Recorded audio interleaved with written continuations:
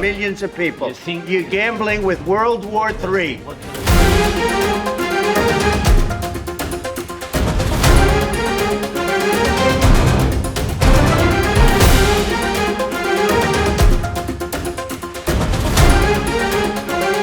A heated exchange in the Oval Office has put the US-Ukraine relationship in the spotlight. You're playing cards. You're gambling with the lives of millions of people. You're gambling with World War III. You're gambling with World War III. After tense confrontation with Donald Trump, Ukrainian President Volodymyr Zelensky is now preparing for a future where US military aid may no longer be guaranteed. And if Ukraine is kept out of NATO, Zelensky says he has a plan B. But will it be enough?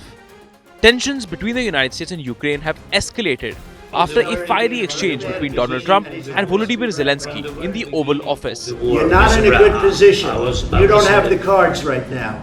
With us, you start having cards. Right now, you don't have. You're playing cards. You're playing cards. You're gambling with the lives of millions of people. At the heart of the disagreement is Ukraine's reliance on US military and financial support to fend off Russia's invasion.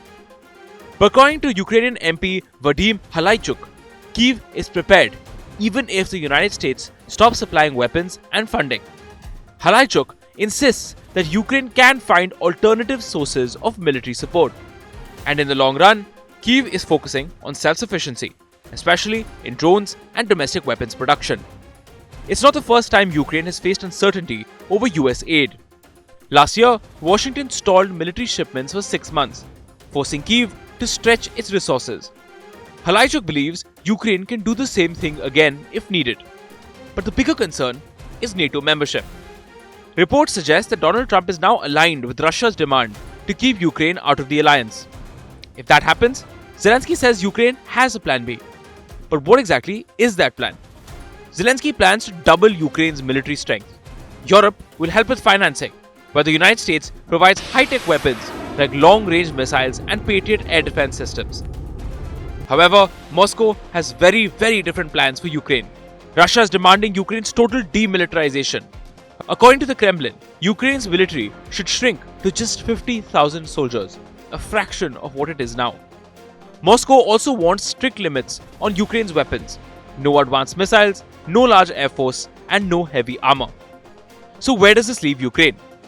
With fading hopes for NATO membership and uncertainty over US support, Zelensky is gearing up for a future where Ukraine fights alone. But will Kyiv be able to match Russia's military strength? Will European nations step up when the US pulls back? Or will Ukraine be forced to compromise with Moscow? One thing is certain: the battle for Ukraine's survival is far from over. Bureau Report, India Today Global.